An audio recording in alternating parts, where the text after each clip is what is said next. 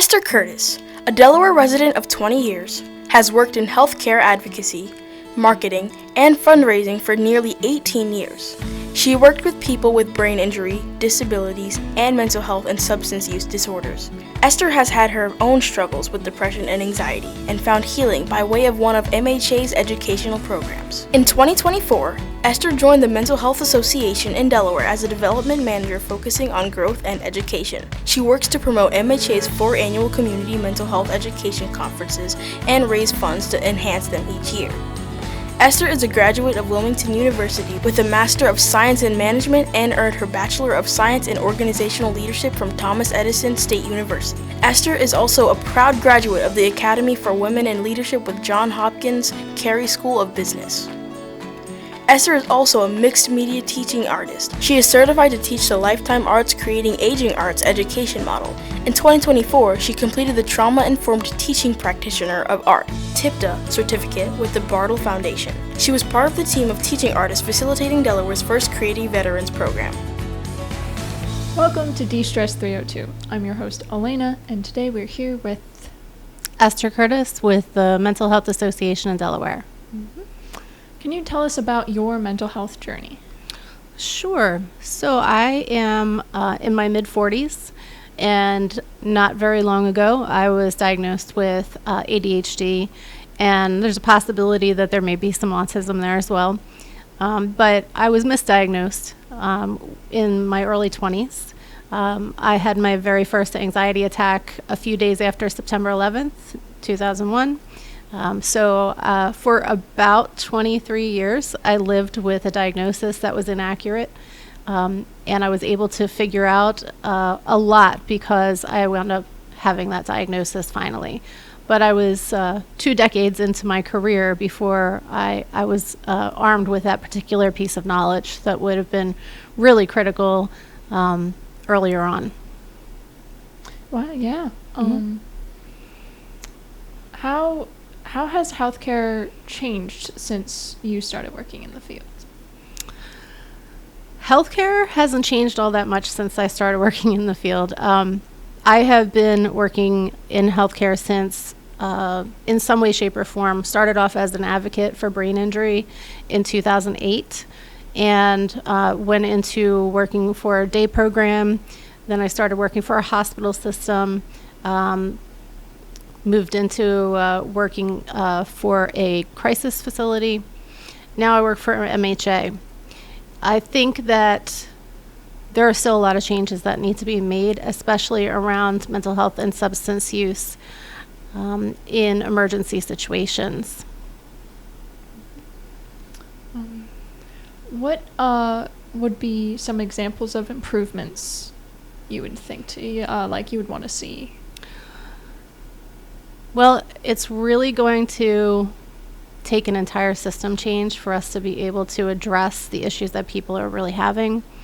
Right now, we're focused on the crisis that's happening. We're trying to keep people from committing suicide or from having overdoses.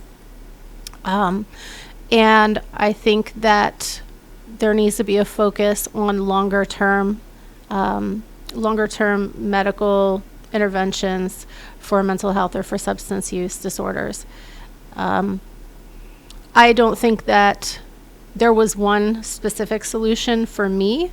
I found my path through therapy, through medications, through support groups, a whole wide array of channels, and I don't think that there's a one-stop solution for it. A person that is trying to recover from a mental health disorder, especially if they're in crisis, it can take a long time before they feel stable again. And we need to be providing systems that allow them to receive longer-term care. Yeah, I could, from all that in my understanding of mental health, I can definitely see how the long-term help is a really good emphasis. Because there can be a lot of attention on just sort of like quick fixes or sort of things that will help in the beginning, but not so much once you start getting used to it. So yeah, that's really good. Mm-hmm. Would you like to tell us a bit about the Mental Health Association in Delaware? I would love to. MHA is I guess it's been around for almost 100 years. It started in 1932. It is a nonprofit. It's changed faces quite a bit since it was founded. And it has also sort of blossomed and grown in the years since COVID. And some of that has to do with, more awareness about mental health, more understanding about what people need as sort of their baseline to keep themselves healthy. And MHA is actually responsible for training all of the certified peer recovery specialists in Delaware. What that means is that if someone like me has lived experience with either mental health or substance use disorder, they can become certified to be able to help other people and guide them through their recovery journey. MHA also has 2 other programs that are peer supported. One of them is with the Department of Corrections. Our organization employs peer educators. They go into the prisons and train people who are incarcerated.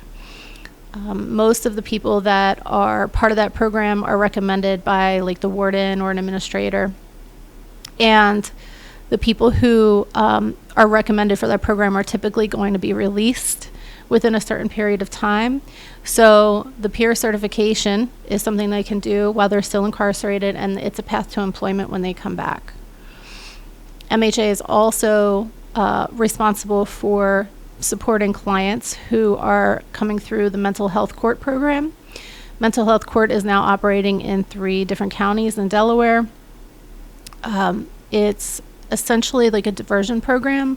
So if you or your loved one gets arrested because they committed a crime that was obviously related to their mental illness, they are assigned to the court, mental health court, which is a program that has different milestones that they need to reach. And our peers who are employed by MHA are there by their side to help them get to doctor's appointments, to make sure that they hit all of those milestones, because at the end of the program, the charges get reduced or taken away. But it's a great program, and it's coming together. I actually really wanted to talk about community education within the Mental Health Association. The peer side is one side. The other side is community mental health education. People who are in the community can come to any one of our conferences based on just being part of the target population that we're working with. We do 4 major conferences every year. Each one has a different sort of genre, flavor, if you will. The next one that's actually coming up is the Military and Veterans Mental Health Summit. That one will be September 16th, 2025. Just 1 month past that will be the Peer Support Summit, October 16th, 2025. And 2 weeks after that one, we will have our final conference of the year, which is the You Matter to Delaware Higher Education Suicide Prevention Conference. It's a mouthful. Every time I say it, I have to look up to think about where those words are going to be, where I catch them. We also have one more conference that actually was in the spring. It's called the Empowering Community Wellness Symposium.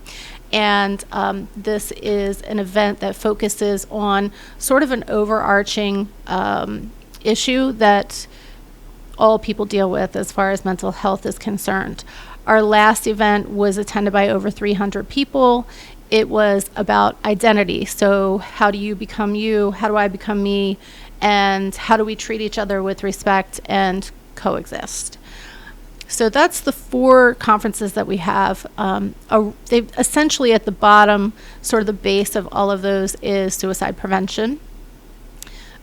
We also have a group of mental health educators who will go out and do suicide prevention programs on site for employers, for churches, community groups, anybody that would like to learn about how to prevent a suicide as they're approached with it. Learning how to recognize the signs, understanding what to say in the moment, how to get somebody, how to persuade them to actually find assistance, find help. So we have 3 different programs that we work with. We have 3 different training programs. They are called Assist, Mental Health First Aid, and QPR. And anyone in the state of Delaware can call us up and say, hey, I'd really like to have this training at my office, at my church, so that we can avoid having this kind of thing happen to our congregation or workplace. Suicide is a tragedy in so many different ways, but the ripple effects are significant. And so we want to try to prevent it whichever way we can. MHA also does what are called wellness groups. Wellness groups are support groups, essentially, but they are continuous, and they have been going, most of them, for a very long time. There's 6 of them, or 7 at this point, but each of them, again, has a different genre. We have one that focuses on survivors of suicide. We have another one that focuses on chronic disabilities and illness. So, for example, if somebody had cancer or Crohn's disease, and they wanted to try to be as part of a supportive community, that would be a great area to just kind of drop in, learn from other people, and participate weekly if they want to. Each one of them has different times and locations, and some of them meet in person, but most of them meet virtually, which makes it really convenient for the people that are attending. All right. What inspired you to work for the Mental Health Association? Oh, that's a really good question.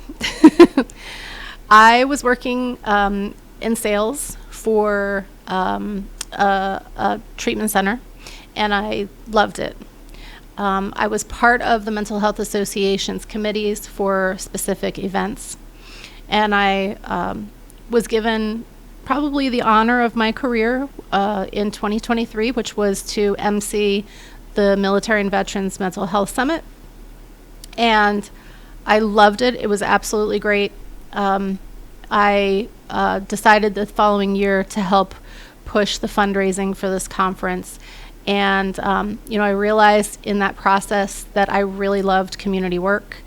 So that's part of it. The other part of it is that I myself benefited from the community mental health education that MHA put out. I attended a seminar that was about domestic violence, and so it was about psychological and emotional abuse.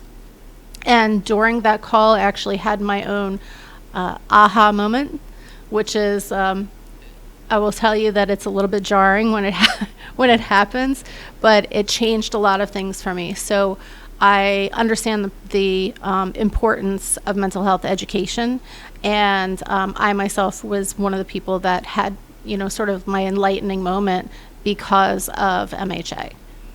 Mm-hmm. You were talking about one of your conferences that was about identity. How would you say that sort of exploring your identity and really putting a lot of mental effort into really learning about yourself and the introspection and understanding your identity, how does that sort of affect your mental health or improve it?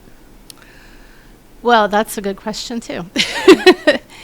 I can speak to it personally. For me, I do a lot of journaling to make sense of the thoughts that are in my head. And I think sometimes we get mixed up and we say to ourselves that we are the thoughts in our head, and we aren't. So I think it's important that we acknowledge the good and the bad things about ourselves. For me, therapy was really helpful.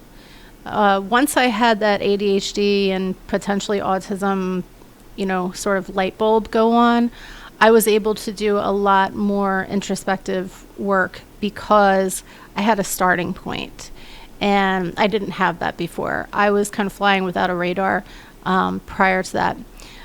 For me, I'm a self-help book, like, addict is the best way to put it, I guess. I don't want to use that word, but somebody edit that out. I love self-help books. I think they are underappreciated by most people.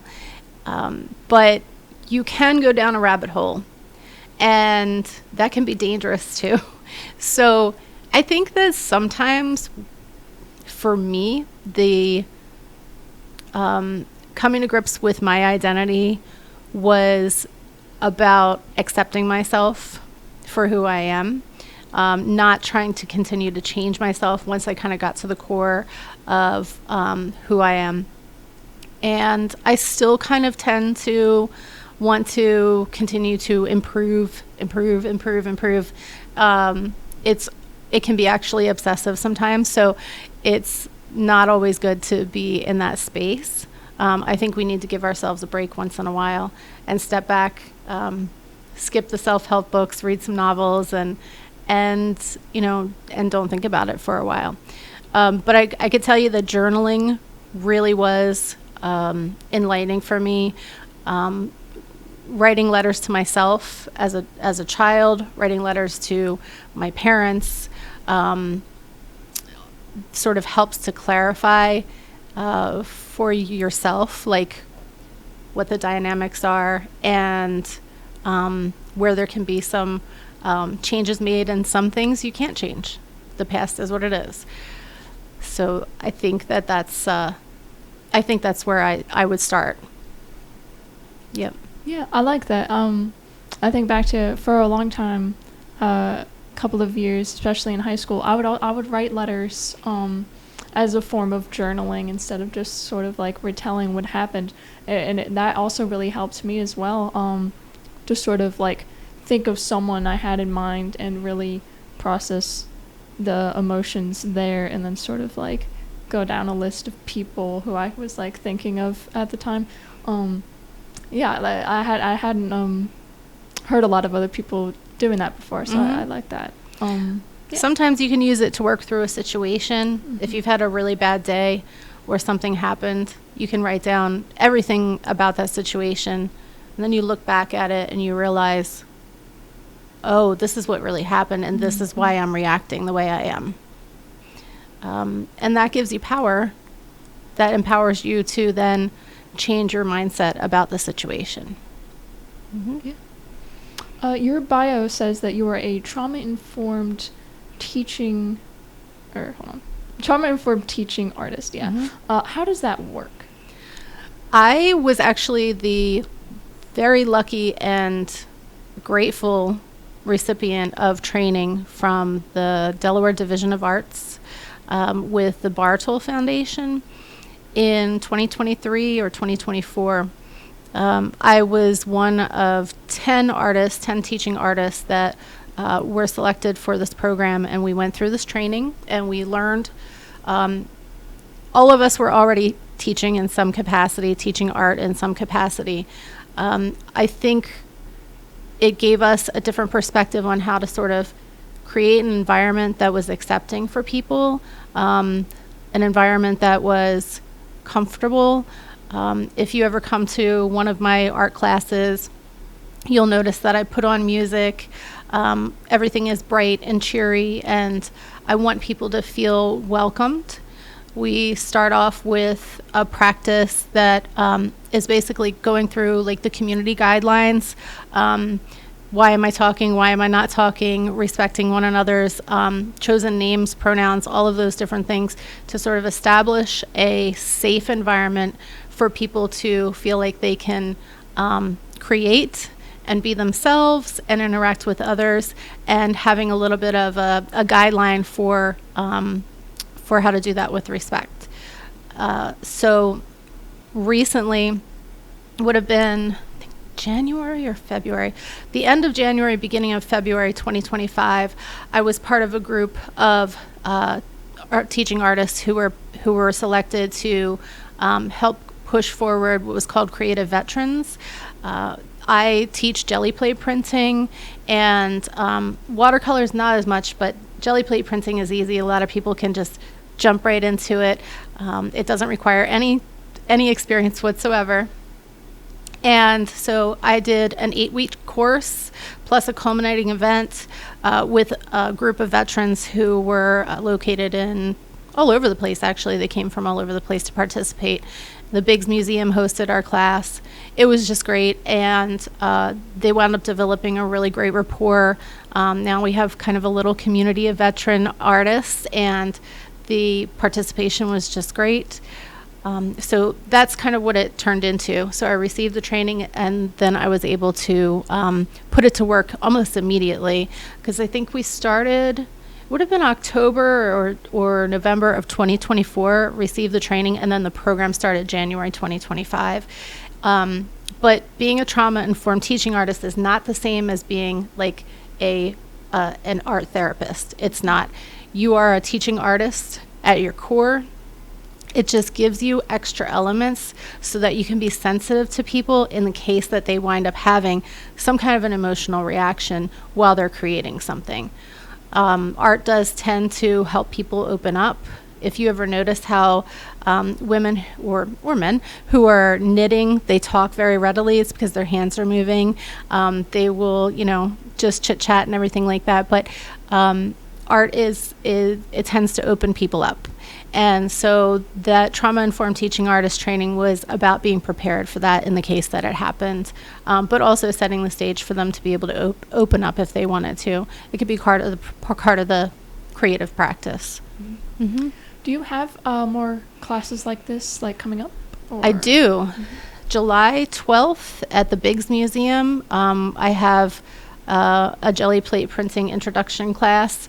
And there's 25 spaces, and I am excited about it, but I've not taught a class that big just yet, so I had to hire an assistant to be able to do it.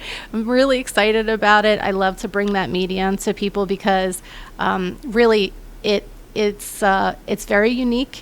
It doesn't cost a whole lot of money to do, and you can use a lot of the same materials that you already have. A lot of times, acrylic paint is $2 a bottle, so you can do a lot with a little bit, and like I said, no experience necessary, and it's just a ton of fun. You can use textures, you can do magazine transfers, and so it gives you sort of a lot of variety in one medium.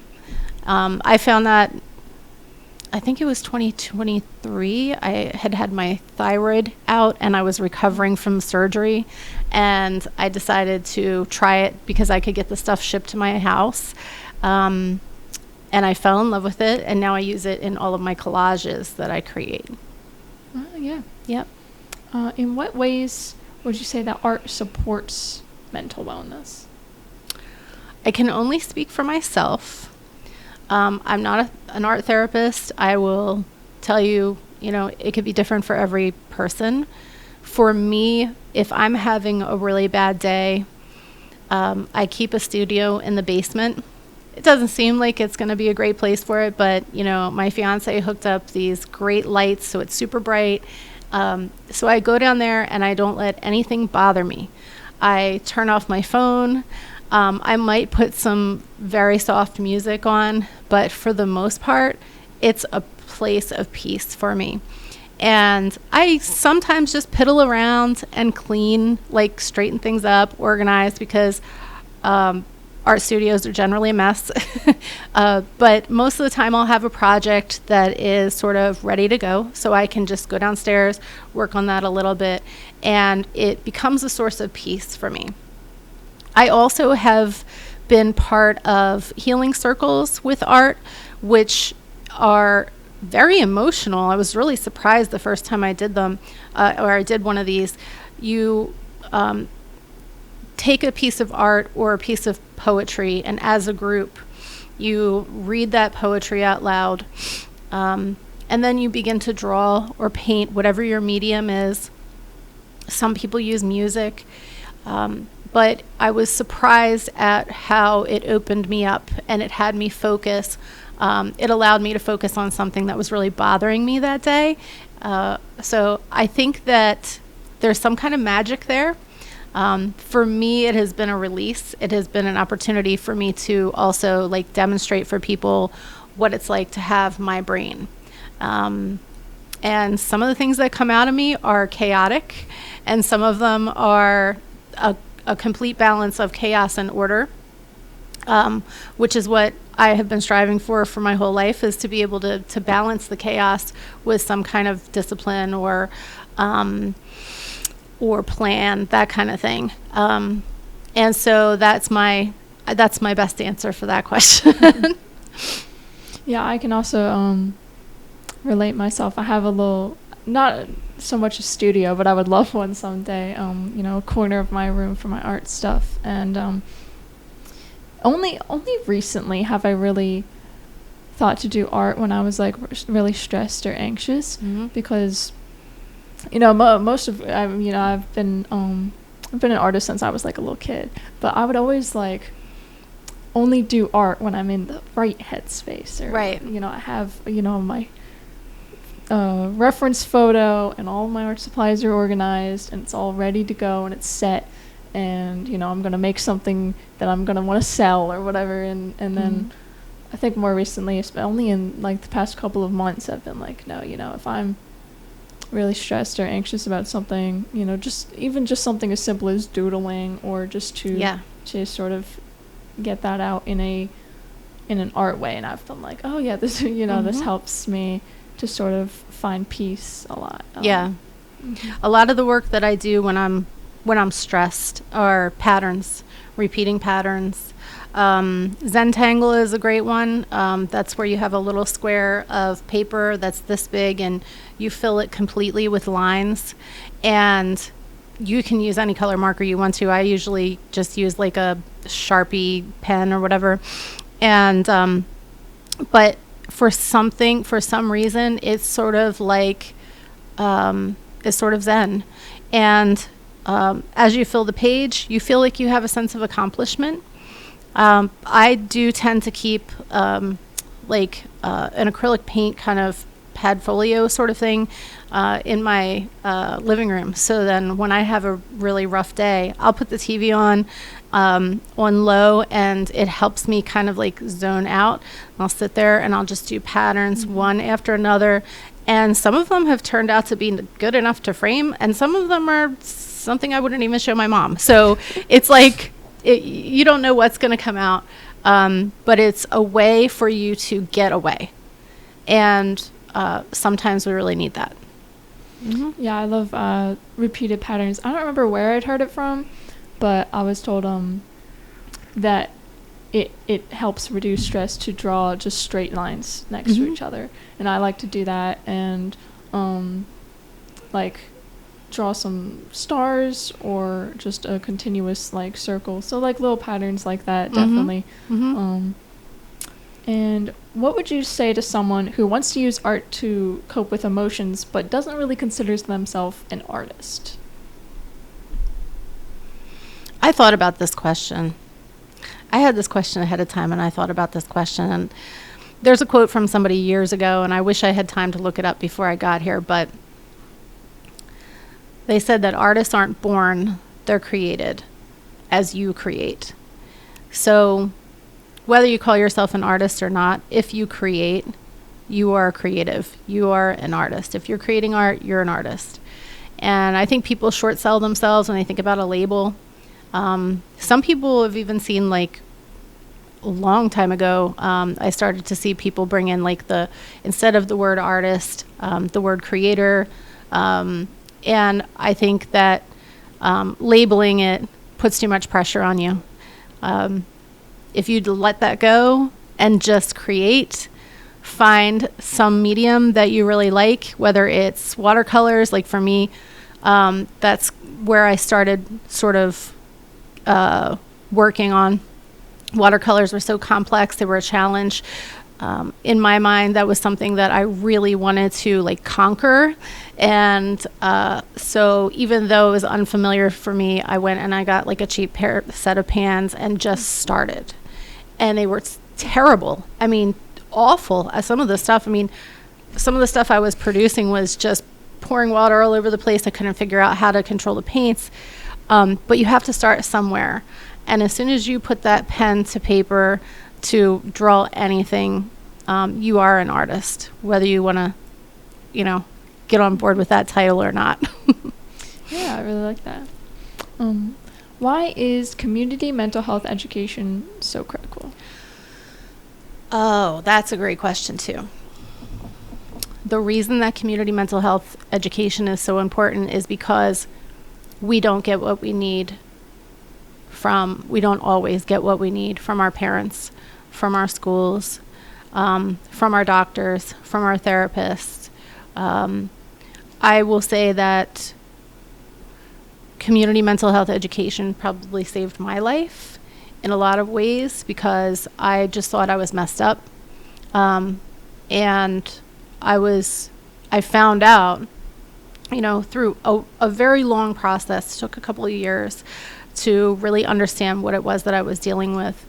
But if I hadn't been on that one call for the one seminar about domestic violence, I wouldn't have been able to put all of the other pieces together.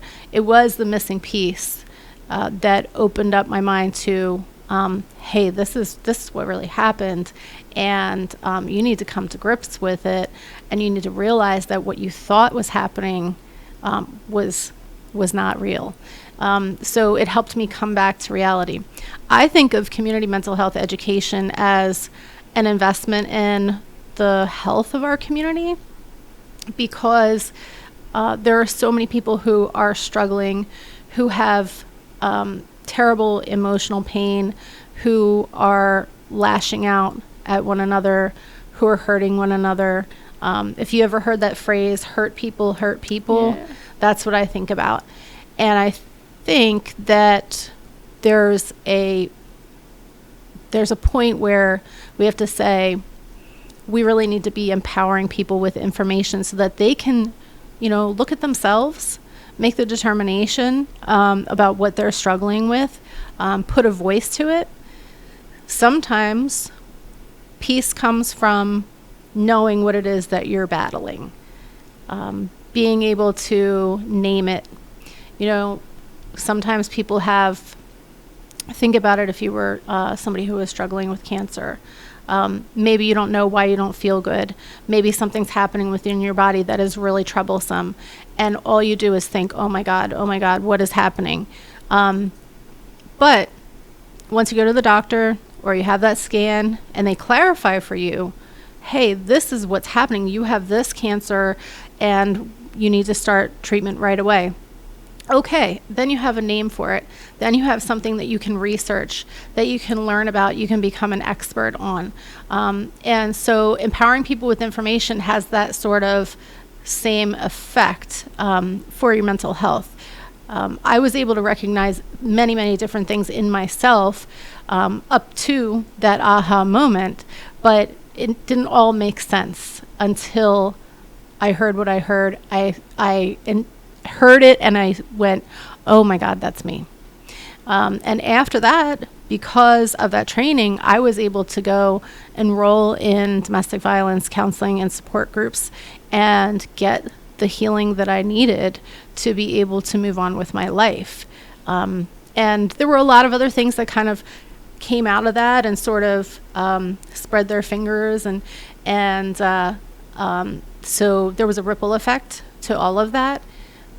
But in the end, I am better off because I know what I'm dealing with. Mm-hmm. I know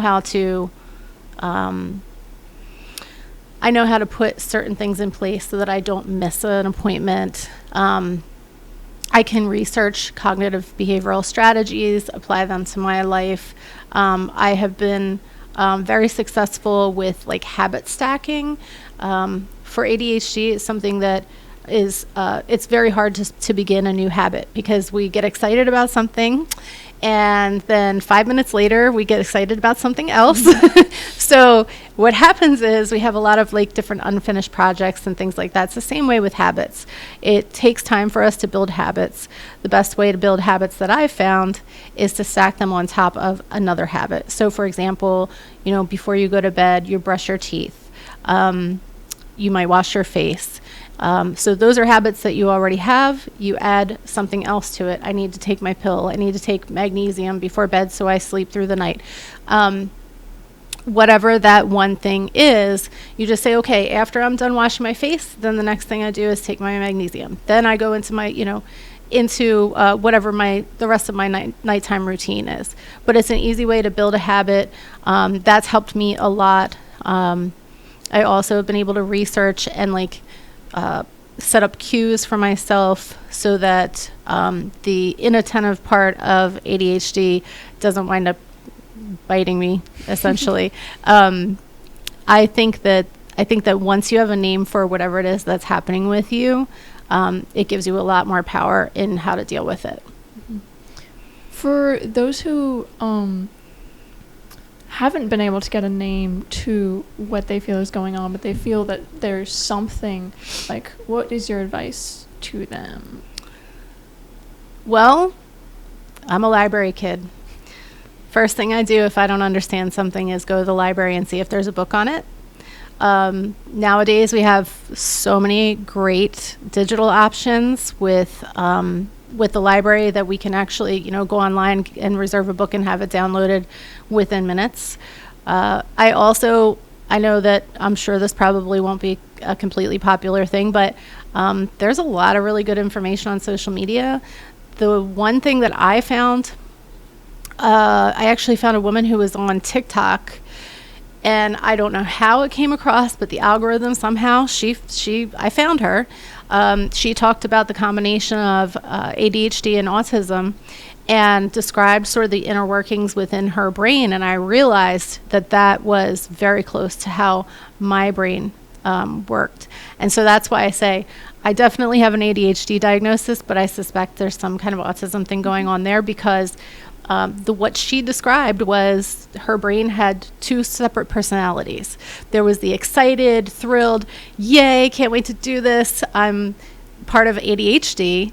Then there was the autism part that was like the cautious, oh my gosh, you're gonna hate yourself tomorrow for doing this. And your brain, two sides of them, your brain is basically fighting with each other. So I would keyword search whatever you're dealing with.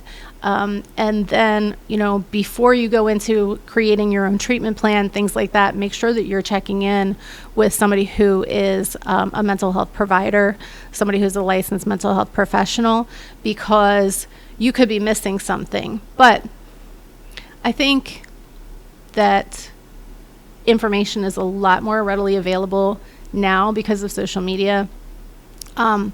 And that's very empowering, and I think that we should take advantage of it while it's like that. Mm-hmm. There's also a lot of things that I've learned because I've found something on TikTok or on Instagram or something like that, just explored it further and went, oh, that rings a few bells. So I don't think that it should be your primary source of information, but listening to other people's stories and perspectives really can help you get a feel for what's happening in your own life. Yeah, I really like that. I find it relevant in my own life too, to sort of really get into the research of, everything and trying to understand, myself. Yeah. That's the rabbit hole that you might wind up going down. Yeah. What is Delaware doing now that is great, and how could we even improve it further? The one thing that I love about Delaware is that our networks of support are pretty well fleshed out. What I mean by that is, if I had somebody who I needed to place somewhere, as far as a mental health crisis, I myself have 3 or 4 options that I could, ring up. And so our network is really, really good. What I think that's because Delaware is small, because we all have to operate within the same, field. When I was a sales rep with one of the treatment facilities, I tried to keep people who, even though they seemed like they would be my competitors, I tried to keep them close because they also were working the same problem as I was. So I think that there's a lot of collaboration in and around mental health, but there are still huge gaps in public awareness of how to get help, one, what kind of help do you need, two, do you go to an emergency room for a cold? Probably not a good idea, right? So I think that generally speaking, like, it's important that we continue to educate the general population on how to get help, how to even know what kind of help you need. But I think that Delaware is small, so a lot of things are like centralized. Everybody knows everybody in the field. And if you're in, it's not hard to get help. It's not hard to, find the resources that you need. But I think some things have improved a lot with 988 coming in. That was something that was like rolled out across the nation. So rather than calling 911, having the police and ambulances showing up, if you call 988, you're going to get options for mental health, for suicide prevention, that kind of thing. So I think that was a big improvement. I also think that Delaware has really prioritized suicide prevention to a certain extent. They actually just finished legislation to create the state's first Delaware Suicide Prevention Coalition office. So now it would be something that's actually housed under the government. And I think that I think that we're small enough that we can make changes. I do like what Governor Meyer is doing. He's kind of making this a priority for Delaware during his administration. And we do talk to him a lot. And he hears from us. Advocates are always in his ear saying, hey, we really should be doing this. And he's listening, which I like. How that all pans out, what really, turns out happening is anybody's guess. But at least he's receptive and is taking steps to protect certain types of care in Delaware. Yeah, for sure. And lastly, do you have any closing advice? Closing advice. Yes. Be kind to people, because you don't know if the person that you're talking to could be struggling to keep it together. And one wrong word from you, or not you personally, but one wrong word could put them on a path that is irreversible. I think being kind to people by default is a great way to live your life. And it's also going to get you a lot farther. They say you catch more bees with honey than you do with garbage. Is that right? I don't know. So, or vinegar. There you go. Yeah, you catch more flies with honey than, I'm in bees, flies. You catch more flies with honey than you do with vinegar. But essentially that would be the message that I would give. Be kind, because you just don't know. You don't know if the person next to you is struggling to just stand upright. Yeah. Yep. Mm-hmm.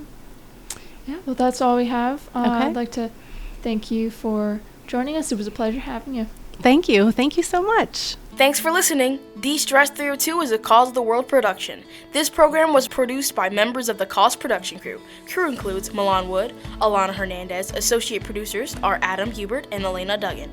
Produced by Matt Kelly. Our executive producers are Hayat Omar and Dennis Finicaro. This show was brought to you by the 988 Lifeline in Delaware and the Cause.